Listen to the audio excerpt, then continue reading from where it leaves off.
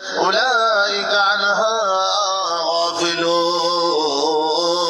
এই মানুষদের পরিচয় দিলাম, এরা হচ্ছে উদাসীন মানুষ, গাফিল মানুষ, এরা পথভ্রষ্ট মানুষ, এরা বোকা মানুষ, এরা দুনিয়াওয়ালা মানুষ, এরা আখিরাতমুখী মানুষ নয়। আবার একটু আগিয়ে গেলাম সূরাতুত তাগাবুন আয়াত নাম্বার 7 পারা নাম্বার 28। আল্লাহ রাব্বুল আলামিন ইরশাদ করেন, জা'মাল্লাযীনা কাফারু আল্লান ইউবআসু কুল বালা ওয়া রাব্বি লাতুবআসুন্না সুম্মা লাতুনাব্বাউন্না বিমা আমিলতুম ওয়া যালিকা আলাল্লাহি ইয়াসীর।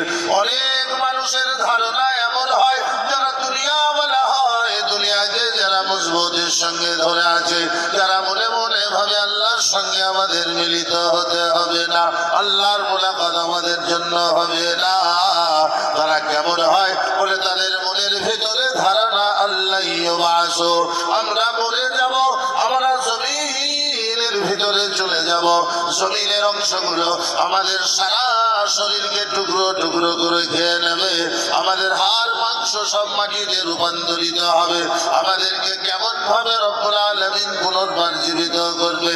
আল কোরআনে আল্লাহ রব্বুল আলামিন তাদের উদাহরণগুলো একটা দুটো নয়, 14 জায়গাতে আল্লাহ বর্ণনা করেছে। ওই কাফেরেরা যারা দুনিয়ামুখী, যারা দুনিয়াকে ভালোবাসে, যারা দুনিয়ার প্রতি আকৃষ্টতা দেয়, যারা দুনিয়াকে নিজের চিরস্থায়ী জীবন মনে করে, তারা কি বলে, ওয়াকালু আইযা কুন্না ইযামান ওয়া রুফাতা আইন্না লামাবউসুনা খালকান জাদীদা।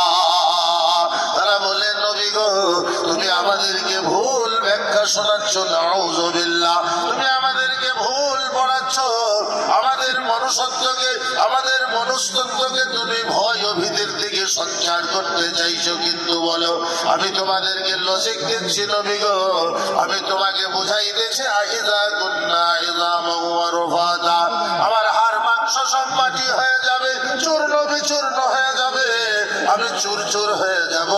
আইন্না লামাবউ